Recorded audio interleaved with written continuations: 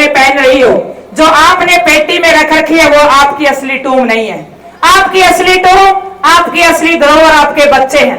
अगर आपने अपने बच्चों के ऊपर टाइम बो दिया, अगर आपने अपने बच्चों को विचार दे दिया, अगर आपने उनको उच्च कोटि की विचारधारा में डाल दिया, उनको अच्छे संस्कार दे दिए, मैं गारंटी के साथ कहती हूं, मैं दावे के साथ कहती हूं, इसी बगाना गांव में से भगत सिंह निकलेंगे, इसी में से उधम सिंह निकलेंगे, यहीं से भीमराव अंबेडकर पैदा होंगे, यहीं से विवेकानंद पैदा होंगे। लेकिन जैसे ही हम रुकते नहीं, आगे बढ़ते हैं, तो फिर लोग हमारे साथ चलते हैं और तालियां भी बजाते हैं और फूल भी बरसाते हैं।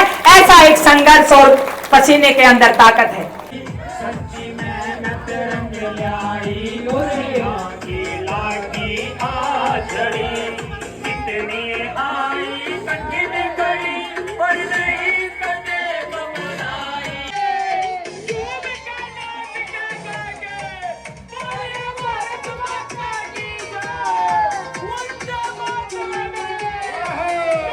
पहुंच शिखर की काट तिरंगा चोरी पाई दरबार अनीता कुंडू बारंबार बधाई। ताली बजा के झूम के नाच के गा के बोलिए भारत माता की जय। वंदे मातरम जय किसान जो सखाया तने वो खाना सबके बस का ना, जितनी ऊपर को पहुंची खाना सबके बस का ना। मैं वापिस खाना सबके बस का ना, छागी बाहर अनीता सारे खाना सबके बस का ना। यो खाना सबके बस का ना, तू जन जन के मन भाई अनीता कुंडू बारंबार बधाई।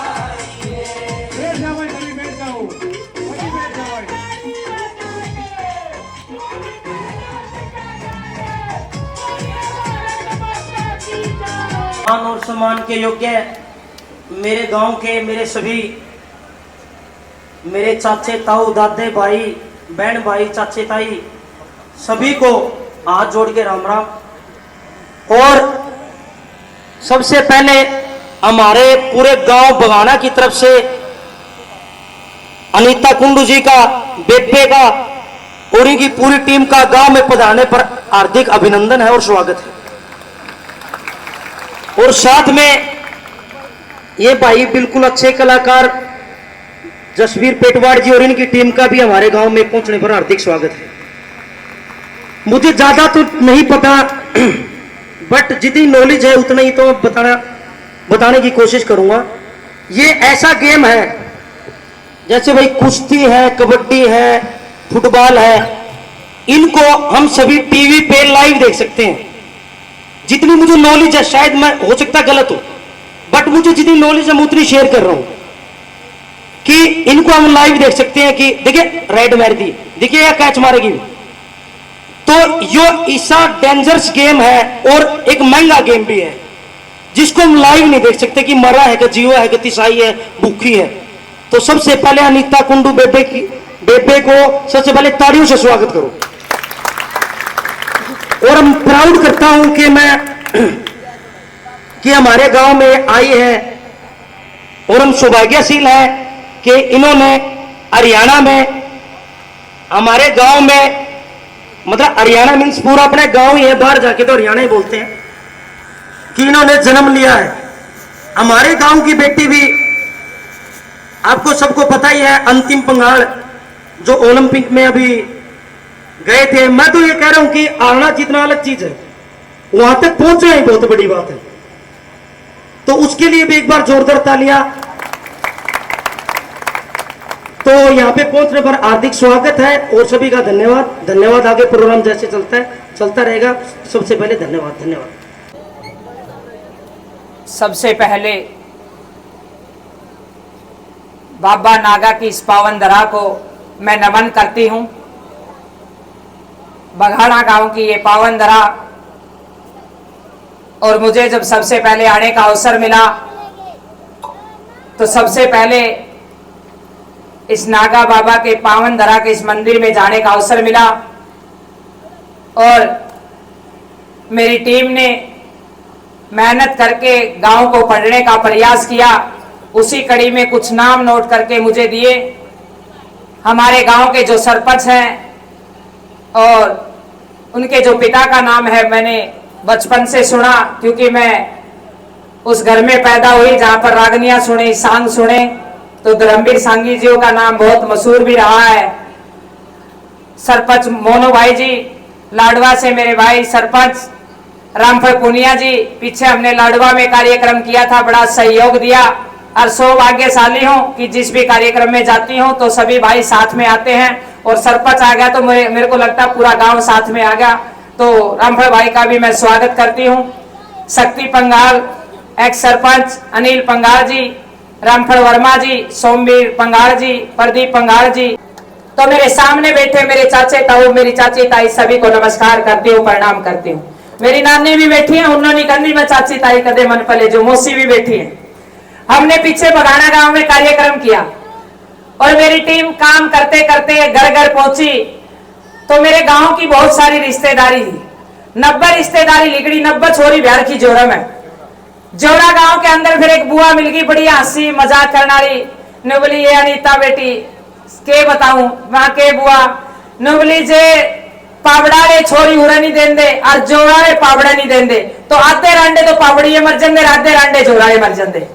ये ऐसा हमारा सामाजिक ताना बाना है। और पहले तो रिश्ते होते थे ना, तो एक छोरी का रिश्ता कर देंगे, वह नुकंदी मेरा देवर बहुत सुथरा है, मैं इस भतीजिन तो मैं लेकर जाऊंगी। कोई आस पड़ोस में और बढ़िया प्यार होता तो नुकंदी कर तेरा ब्याह करवाऊंगी। 5-7 रिश्ते तो वो लिया कर दी। आजकल ये मोबाइल का ऐसा जमाना आया है और ऐसा बदलाव आया है कि आजकल गणिये ताई मेरा कुर्ता पकड़ लिया है, कहे अनीता बेटी सारा देश में हंड है, कोई लाल लताड़ी मारे भी ले दी।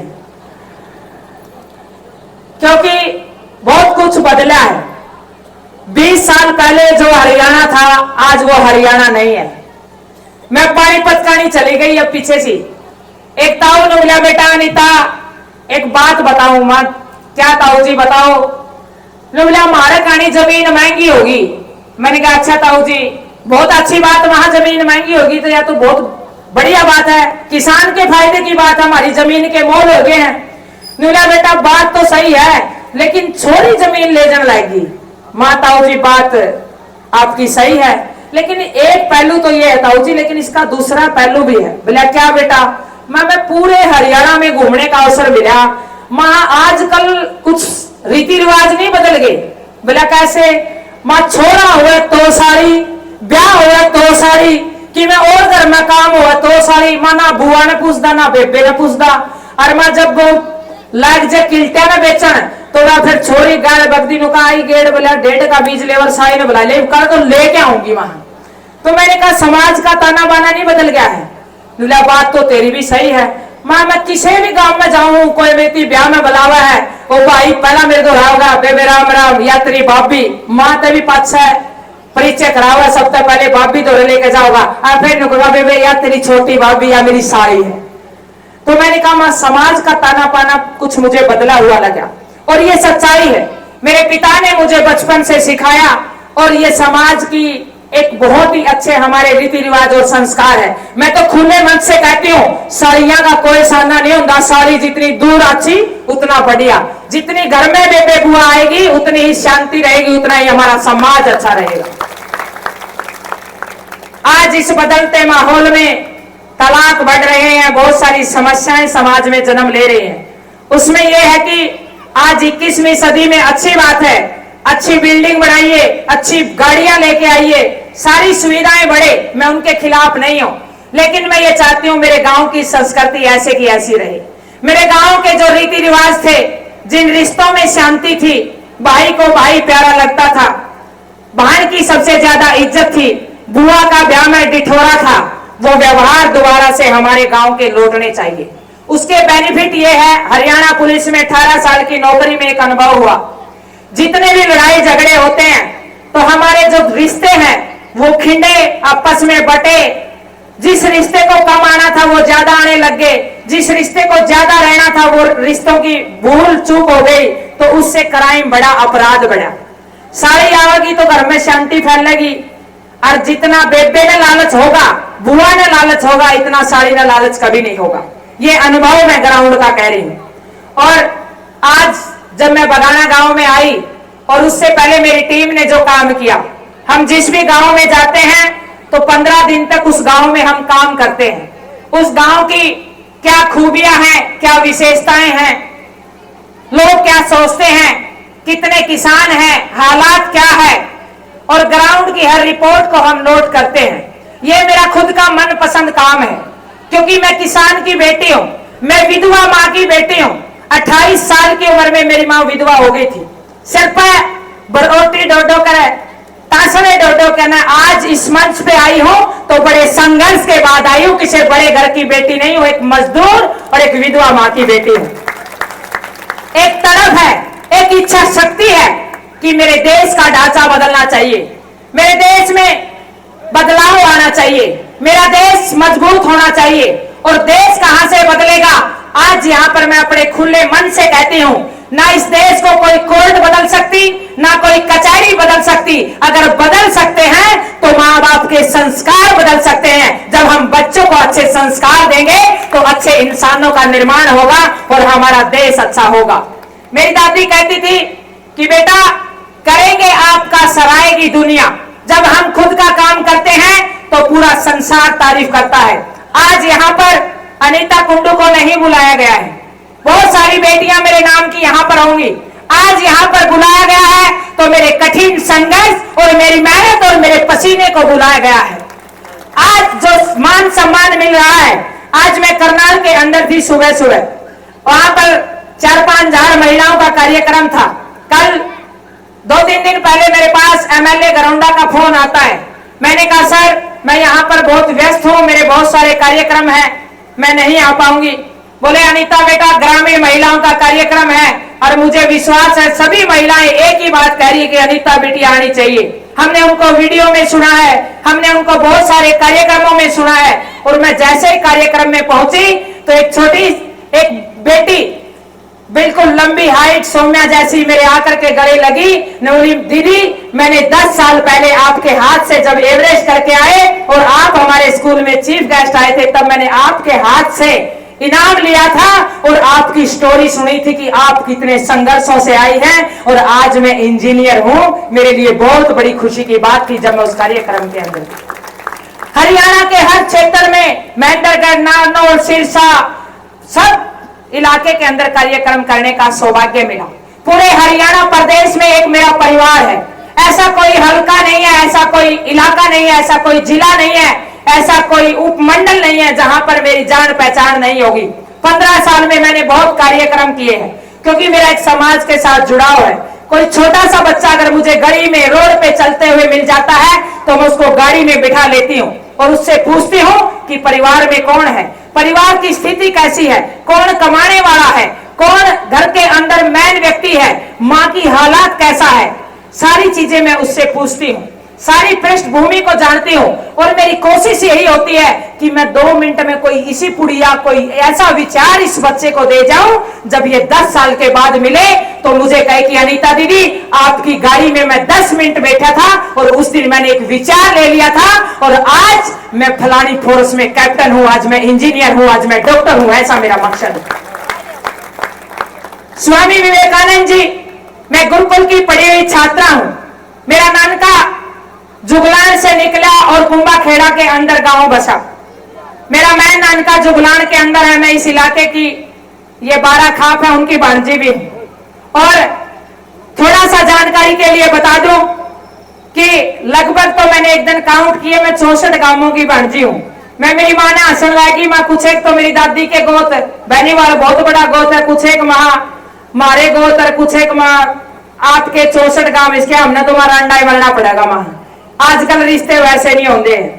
तो सौभाग्य मिला कि इतने बड़े समाज की एक बेटी होने का। मैं गुरुकुल में पढ़ी हुई छात्रा हूं। मेरा नानका कुंभाखेड़ा आर्य समाज का बड़ा प्रभाव रहा। गुरुकुल खंड में मेरी शिक्षा रही। स्वामी दयानंद और विवेकानंद स्वामी रतनदेव जी द्वारा लगाया हुआ वो पौधा और स्वामी दयानंद के विचारों को जानने का अवसर मिला, स्वामी विवेकानंद के बारे में पढ़ने का अवसर मिला।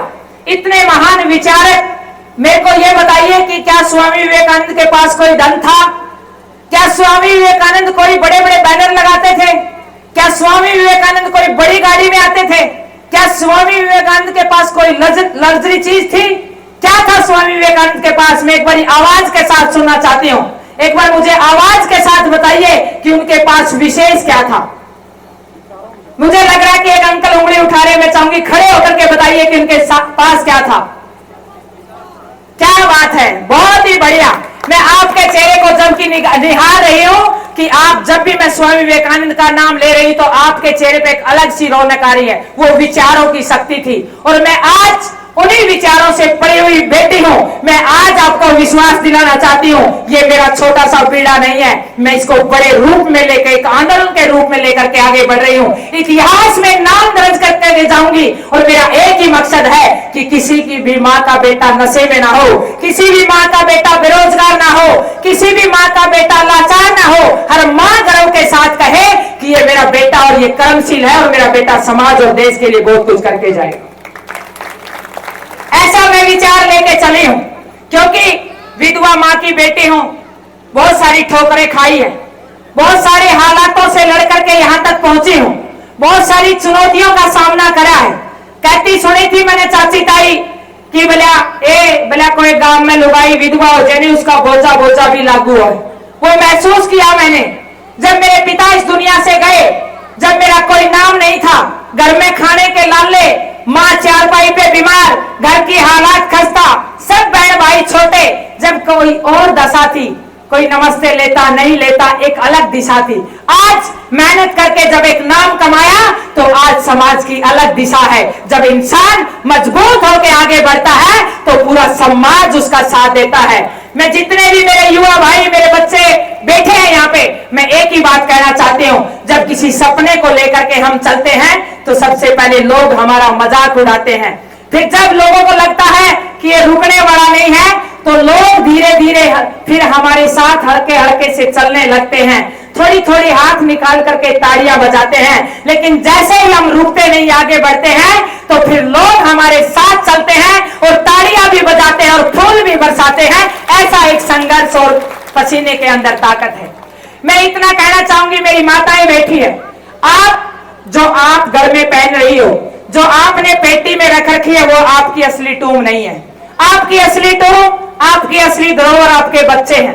अगर आपने अपने बच्चों के ऊपर टाइम बो दिया, अगर आपने अपने बच्चों को विचार दे दिया, अगर आपने उनको उच्च कोटि की विचारधारा में डाल दिया, उनको अच्छे संस्कार दे दिए, मैं गारंटी के साथ कहती हूं, मैं दावे के साथ कहती हूं, इसी बगाना गांव में से भगत सिंह निकलेंगे, इसी में से उधम सिंह निकलेंगे, यहीं से भीमराव अंबेडकर पैदा होंगे, यहीं से विवेकानंद पैदा होंगे। ये सब विचारों की शक्ति है। आज मैं बगाना गांव में आई, सबसे पहले मेरे दिमाग में वो रूपरेखा तैयार हुई कि हमने बगाना गांव के अंदर कार्यक्रम करना है। हमने सबसे पहले उसके ऊपर एक रूपरेखा तैयार करी, एक विचार तैयार किया और फिर हमने यहाँ पर काम किया। उसके बाद हमने कार्यक्रम रखा। हम कोई भी काम सबसे पहले विचार अपने दिमाग में लेके आते हैं और मैं एक ही बात कहती हूँ, इंसान विचारों से बढ़ता है। अच्छे या बुरे इंसान विचारों से ही बढ़ते हैं। उसके दिमाग में अच्छे या बुरे दो प्रकार के विचार आते हैं। अगर इंसान ने अपने विचारों पे काम कर लिया तो मैं गारंटी के साथ कहती हूं, उसको कोई दुनिया की ताकत नहीं है कामयाब होने से रोक पाई। और यही बात स्वामी विवेकानंद ने कही थी। जब स्वामी विवेकानंद जी शिकागो की उस धरती पे गए, अमेरिका के अंदर, तो लाल हमारा ये भूमि तपस्वियों की भूमि है, ये भारत की भूमि त्यागियों की भूमि है, ये भारत की भूमि बड़ी तपस्या की भूमि है। ये धरती का टुकड़ा नहीं है। मैं पूरे विश्व में घूमी और पूरे वर्ल्ड में मैंने जितने भी देशों के नाम देखे, किसी के पीछे माता नहीं लिखा जाता, सिर्फ मेरा भारत देश है एक ऐसा जिसके पीछे भारत माता लिखा जाता है, क्योंकि ये त्याग और तपस्या की भूमि। जब स्वामी विवेकानंद जी शिकागो में पहुंचे, बगमा वाणे के अंदर, तो वहां पर जब शाम को पार्क के अंदर टहल रहे थे तो दो अपने पति पत्नी भी घूम रहे थे, अमेरिका के लोग। उन्होंने घूमते हुए स्वामी को देखा, स्वामी जी को देख करके वो महिला हंसने लगी और उसने कहा कि देखिए ये कैसे कपड़े पहन करके, ये इंसान कौन से देश से आया है, कैसी वेशभूषा है इसकी, कैसे कपड़े पहन रखे हैं। स्वामी विवेकानंद जी बड़े संयम के साथ, पेशेंस के साथ उसको सुन रहे। काफी देर से चर्चा चल रही थी तो उसके पास जाकर के प्रणाम किया। नुला माता जी प्रणाम। कह रहा कि मैं आपको बताना चाहता हूं मैं किस देश से आया हूं। तो उसने कहा, हंसने लगी, बोले क्या बताएंगे आप ऐसे कपड़ों में आ रहे हैं, मैं आपसे पूछना नहीं चाहती। कह रहा बहन जी आप एक बार 2 मिनट के लिए सुनिए। उन्होंने कहा कि आप उस देश के निवासी हैं जहां से आपकी पहचान आपके पैंट कोट से होती है, लेकिन मैं उस देश से आया हूं जिस देश से संस्कार और विचारों से और संस्कृति से पहचान होती है। मैं उस देश का निवासी हूं। मेरे देश के युवा यहां जितने भी खड़े हैं, गाड़ियों से पहचान नहीं होती, कोठियों से पहचान नहीं होती, इतिहास गवाह है। जितने भी विचारक रहे हैं, महान रहे हैं, लाल बहादुर शास्त्री, हमारे जितने भी महान व्यक्तित्व रहे हैं, उनकी पहचान विचारों से हुई है।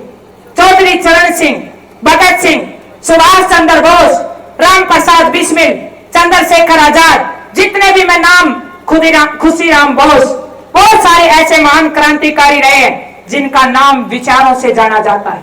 और जितने भी बड़े बुजुर्ग बैठे हैं, यहाँ पर दलीप अंकल बैठे हैं, बड़े अच्छे अध्यापक रहे हैं और बहुत अच्छे समाज सेवी और बहुत ही उत्कृष्ट कोटि के विद्वान व्यक्ति हैं। आप उनके पास बैठ के पूछ लेना, किसी भी पैसे वाले का नाम इतिहास में नहीं लिखा गया, हमेशा नाम उसका लिखा गया है जिसने त्याग किया, तपस्या की और जिसने अपने देश के लिए अपने प्राणों को न्यौछावर दिया।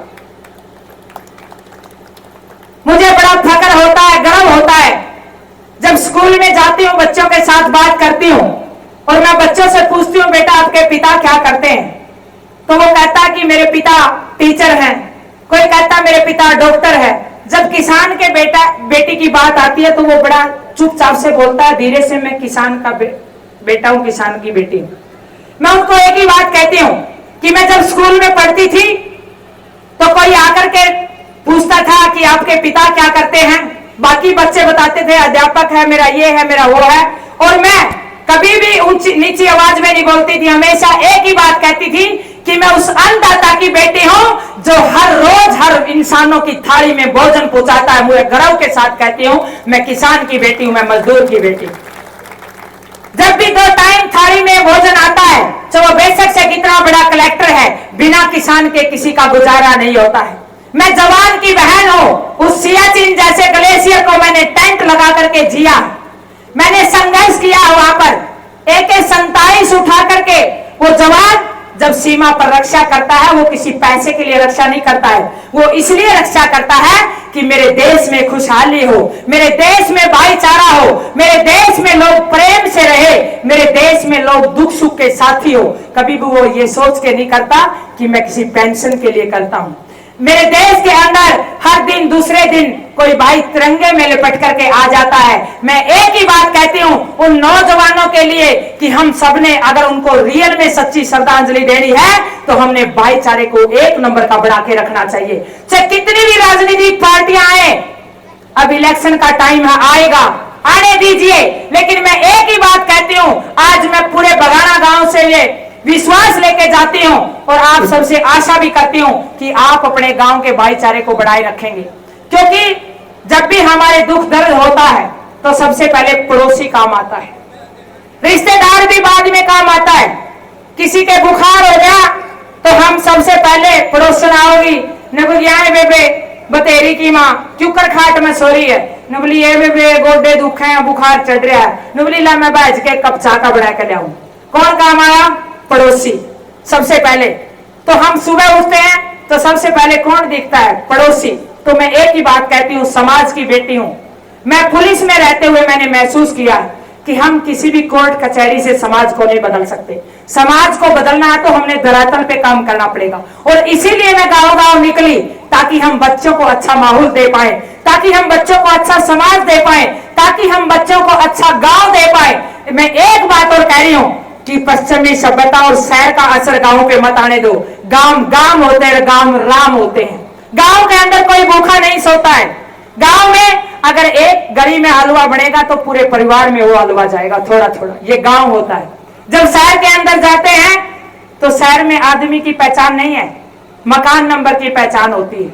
और गांव में अगर पूछ ले कोई, कहते हैं कि दादा रिसाला का जाना है, तो गांव का आदमी आंगड़ी पकड़ के दूर दादा का दरवाजा तक छोड़ के आऊंगा। ये गांव की पहचान, ये इंसान की पहचान है, ये मेरे गांव की ताकत है। और हम राजी होकर मेरे लेक्चर कई बार बड़े बड़े अधिकारियों पे भी रहते हैं, और गांव के बच्चे मेहनत करके आजकल बड़े बड़े अफसर भर्ती हो गए। जब मैं उनसे बातचीत करती हूँ, भाई पूछती हूँ कि आपका कौन सा गांव है, कहाँ पोस्टिंग है, तो वह धीरे धीरे बताओगा, बहन जी रोहतक, बहन जी हमारे गांव भी होगा कौन सा, बहन जी मोट से हूं। माँ भाई अच्छी बात है, तू अफसर लग गया, मेरा बहुत खुशी है, लेकिन अपने बड़का में वो दादी और दादा की वह सैर भी दिखाइए और अपना गांव का जोड़ भी दिखाइए। कम से कम अपने गांव की मिट्टी से तो जुड़ा रहे। मुझे बड़ा फक्र है कि मैं गांव की बेटी हूं। गांव वो ताकत है, गांव वो धरोहर है। जब गांव में कोई भी सुख दुख होता है तो पूरा गांव साथ में खड़ा हो जाता है। मैं बहुत बारी बगाना गांव के अंदर आई हूं और हमेशा मैंने गांव का भाईचारा बहुत मजबूत देखा है, बहुत प्यार मिला है, बहुत सारा स्नेह मिला है। और आज पहले मैं अदर प्रोग्रामों में आई, कभी नागा बाबा के मंदिर में आई, कभी और कार्यक्रम में आई, लेकिन हम सब ने विचार किया कि मैं आज पूरे गांव से रूबरू होना चाहती हूँ। कई ताई पूछ लेती थी कि बेटा आपका नाम क्या है, मैं आज बता देती हूँ, मेरा नाम अनीता कुंडू है। जब भी मैं आऊं तो मुझे याद है, मेरी चाची ताई सारी मुझे याद रखेंगी, ऐसा मैं विश्वास लेके जाती हूँ। बहुत सारी जीवन के संघर्ष रहे, बहुत ठोकरें खाई, जाड़े भी पाड़े। गुगू, अरे कितने आदमी बैठे हो जिसने गुगू में गहरे लाए हैं, कुछ एक ताऊ तो मुझे दिखाई दे रहे हैं। बड़ी सुतरी तूड़ी हो आकर दी, अरे इतनी सुतरी तूड़ी हो आकर दी जो अच्छा चूरमा चूर दे नी।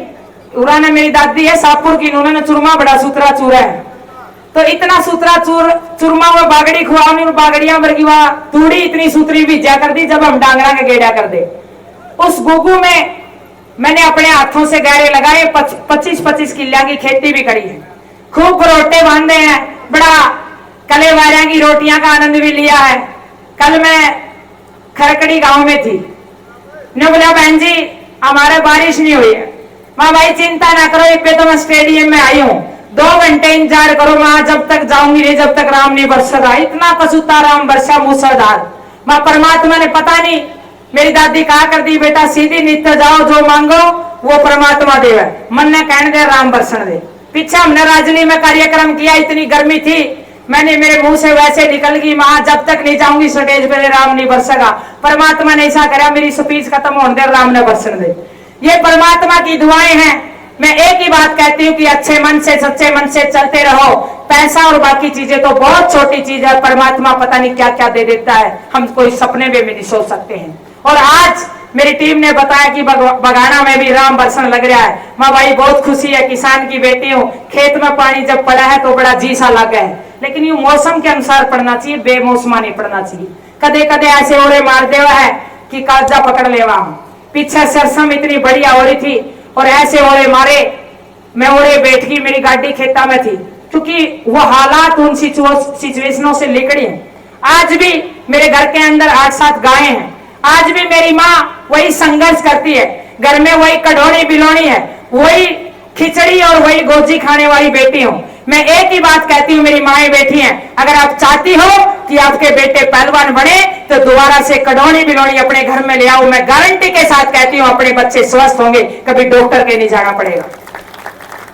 दिन रात मेहनत करती हूँ, इसी तरीके से चलती हूँ, रात के 2-2 बज जाते हैं, सुबह निकल जाती हूँ, 24 घंटे मेहनत पे लगी रहती हूँ। कभी कोई दवाई नहीं खाई, कभी कोई प्रोटीन नहीं खाया, बड़े बड़े पहाड़ चढ़े। मैं अमेरिका में चली गई और अमेरिका में जब मैं चढ़ रही थी तो मेरे कदमों को वो अंग्रेज लोग देख रहे थे। नुबले अनीता जी कौन सा प्रोटीन खाते हो?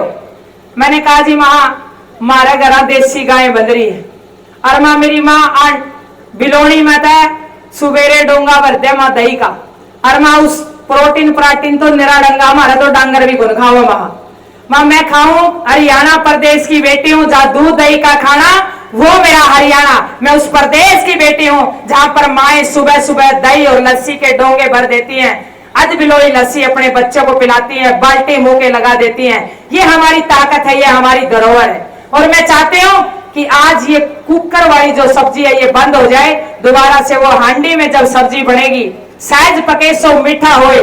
खान पान का हमारे जीवन पे बहुत बड़ा रोल है, विचारों का बहुत बड़ा रोल है।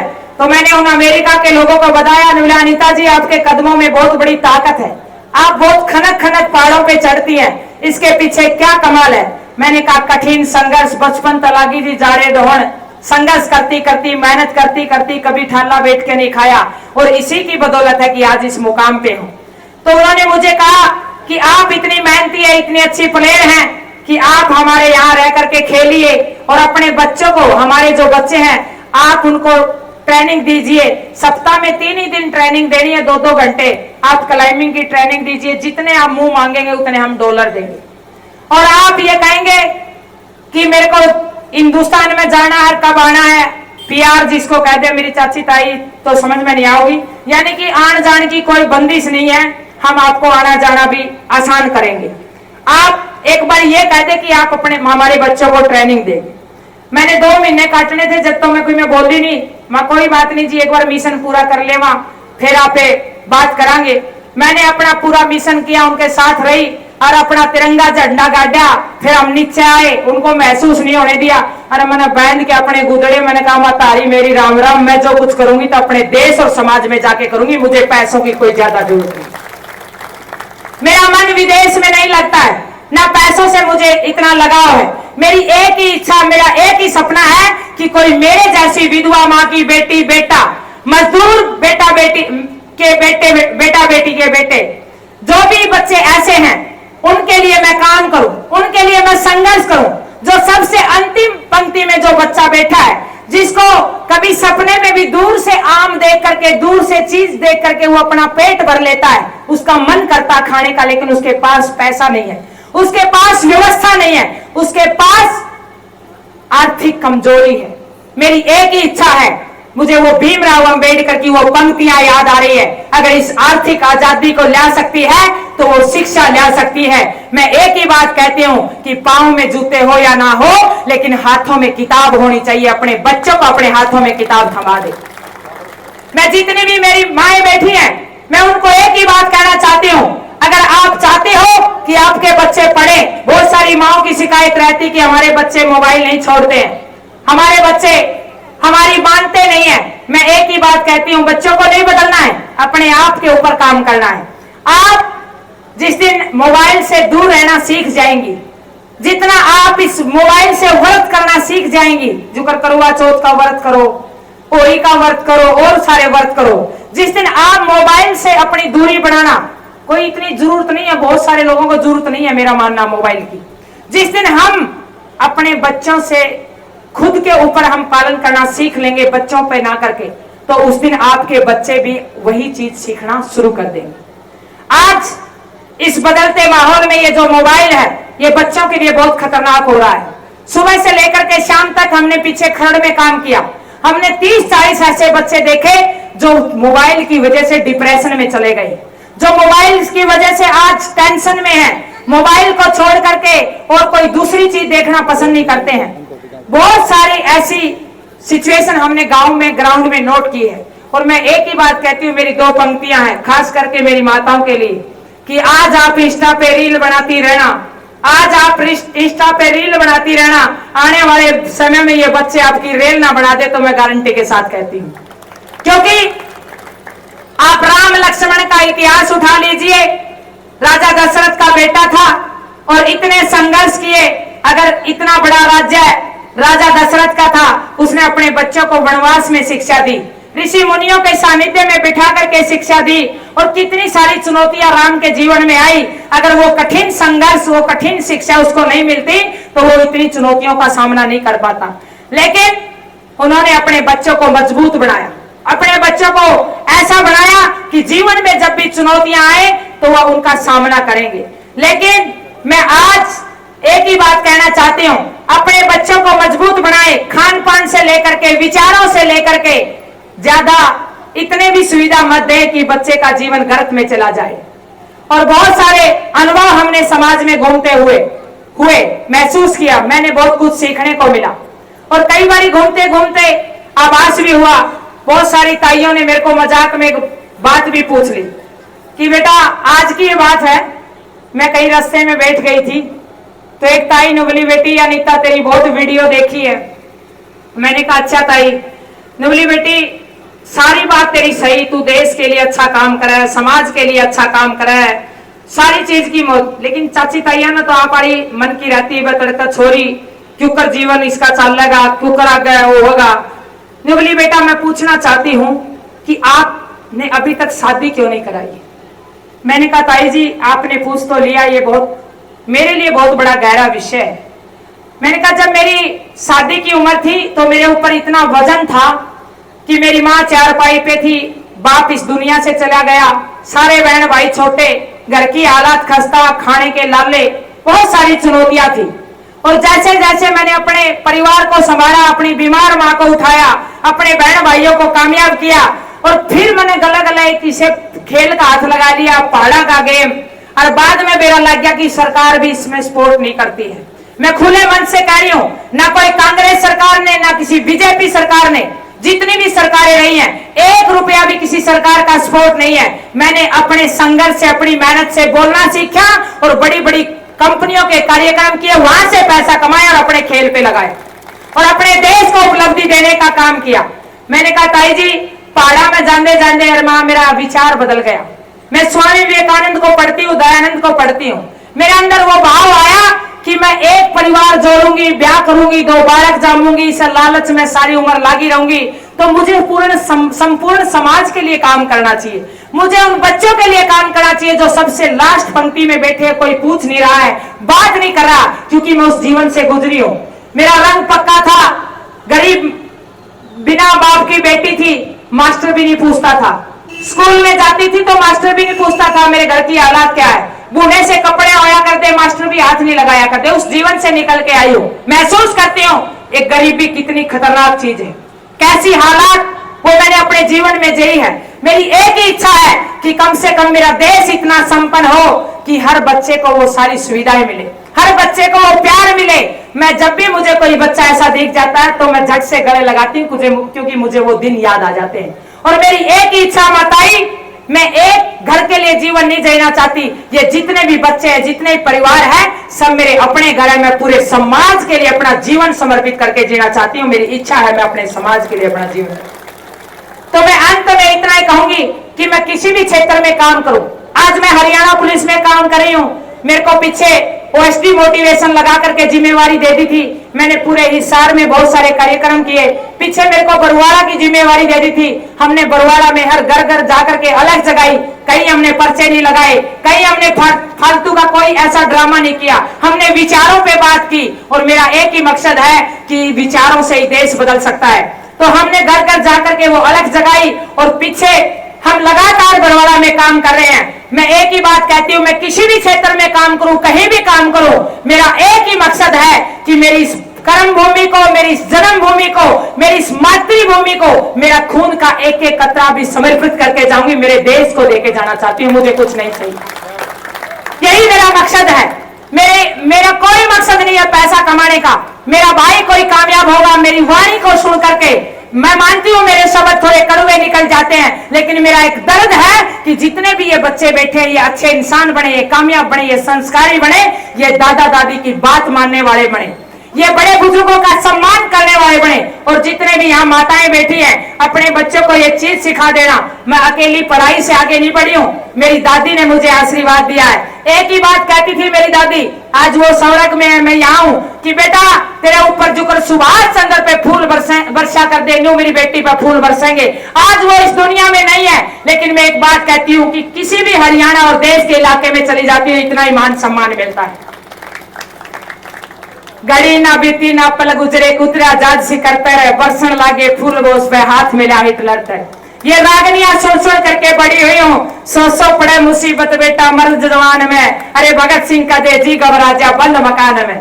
बड़े संघर्ष किए हैं, और वहां 2-2 महीने तपस्या की, इन रागनियों को अपने कान में लगा लेती थी। अपने देश का तिरंगा, ये आजादी का महीना है। मैं एक ही बात कहूंगी कि इस आजादी के महीने से सीखे, ये तिरंगा हम सबका है, ये किसी पार्टी का तिरंगा नहीं है, ये भारत माता का नारा किसी का नहीं है, ये हम सबका नारा है। जय हिंद का नारा हमारा है, क्योंकि सुभाष चंद्र बोस ने दिया था।